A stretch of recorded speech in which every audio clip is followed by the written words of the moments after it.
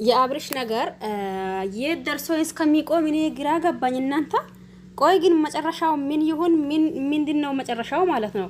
በዚህ ልክ አሁን እኛ እንዳልኳችሁ ብዙ ጊዜ ለኢምባቸው ነበር። ሴት ልጅ ኢምባ ጥሩ አይደለም፣ ሴት ልጅ ኢምባ ጥሩ አይደለም። ለምንድን ነው በዚህ ልክ እንደዛ የሚሆነው? ወይንም አንድ ሩታን ብሎ እዛ አልከሩታ አልሆና ወይንም ደግሞ ድጋሜ ሄርሜላን ብሎ ከሄርሜላ አልሆና ከአንዳቸው መሆን አለበት እንጂ በሁለታቸው መካከል መጫወት የለባቸውም። ይሄ ጭውውት ደግሞ ለምንድን ነው ያስፈልገው ነበር ስንል ነው የቆየ ነው። ዛሬ ደግሞ እናንተ መቼስ ራሷን እንትን እንድታደርግ ሞከረች ማለት እናንተ ባታደርገው በራሱ ቀላል ነገር እንደሊሆና መቼስ ታውቃላችሁ፣ አውቃለሁኝ። ያኔ ራሷን ልታጠፋ ወይም ደግሞ ራሷን እኔ እንጃ። እናንተ ግን ቪዲዮ ስታዩ ምንም አልተሰማችሁም እንዴ? እኔ ምሬነ በጣም ነው ያሳዘነኝ ያለው ማለት አብርሽ በዚህ ልክ ባይሆን ተገቢ ነው። ምክንያቱም ቁርጥ የሆነ አላማ ወይም ደግሞ ቁርጥ ያላ ነገር ተናግሮ እውነታውን ተናግሮ ከማሸበት ማደር ነው አይደል እንደሚባለው አባባል።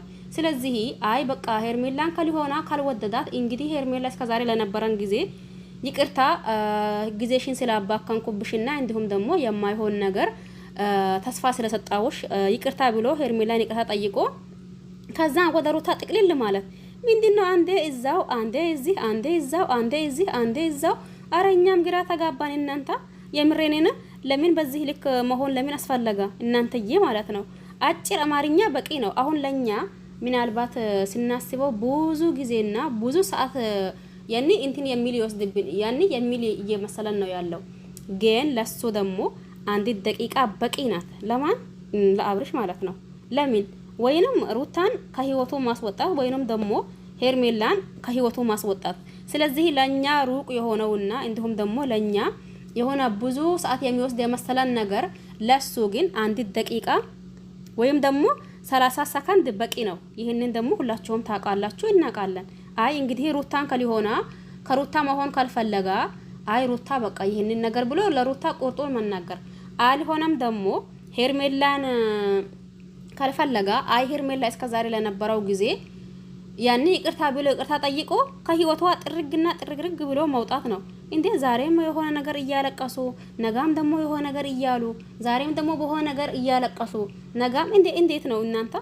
በዚህ በኩል ሩታ፣ በዚህ በኩል ሄርሜላ፣ በዚህ በኩል ሩታ፣ በዚህ በኩል ሄርሜላ። ይሄ ኢምባ ራሱ ልክ ነው እንዴ? አሁን ደግሞ ከኢምባው አልፎ ተርፎ ሌላ ከባድ ነገር መጣልን ማለት ነው። የምሬኔን ከኢምባው አልፎ ተርፎ አሁን ሌላ ከባድ ነገር ነው የመጣልን ያለው ማለት ነው። መቼስ ይሄንን ነገር አላየንም አልሰማንም የምትሉ እናንተ አላችሁ ብዬ አላስብም። በጣም አሳዛኝ ከሚባለው አንደኛው አሳዛኝ ነገር እየተፈጠረ ነው ያለው። ለማንኛውም እናንተ ነው የምታውቁት። እኔ ግን የምሬንን ባየሁትና እንዲሁም ደግሞ እንትን በሰማሁት ነገር እጅጉን ከሚላቸው በላይ አዝኛለሁ። እጅጉን ደግሞ አሳዘነችኝ። ማን? ሄርሜላ ማለት ነው። ለምን ራሱ ተናግሯል ከዚህ በፊት ምን ብሎ ሄርሜላ ምንም አይነት ክፋት የላትም እንደሚታዩት ልቧም እንደዛ ንጹህ ነው እንደሚታዩት ብሎ ከሁለቱም ብዙ ጊዜ ሲናገር ቆይቷል። ይሄንንም የተናገረው ነገር አልሰማናም ትላላችሁ ብዬ አላስብም።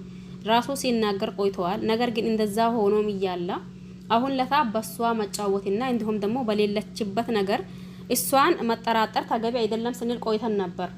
አሁን ያባሳው መጣ። ሄርሜላም እኔ እንደ አንድ ጊዜ እኮ እኔ በአብርሽ ብቻ መፍረድም ይከብደኛል። ለምን ብትሉ እዚህ ጋር ሴቶች ናቸው እንዴ? በቃ ካልፈለጋቸው አንድ ወንድ ግዴታ ነው እንዴ እናንተ? እንዴ ፍቅር የሚባለው ነገር ደግሞ ምንድን ነው? እንዴት ነው እንዴ? ዝም ብሎ እንደ እናንተ ወስዶ በእሳት የሚያስገባችሁ ነገር ነው እንዴ? እኔ እንጃ። እኔ ለራሴ ስለመላቀው ነው በዚህ ልክ እኔ ለምን ግን እንዴ? ከራስ በላይ ንፋስ ይባላል አይደል? ሄርሜላ በመጀመሪያ አንደኛው ለራሷ ማሰብ አለባት። ሲቀጥል ደግሞ እንደ አንድ አብርሽ እሷን አልወዳትም ቢል ማሊየን አብርሽ አለ እንዴ?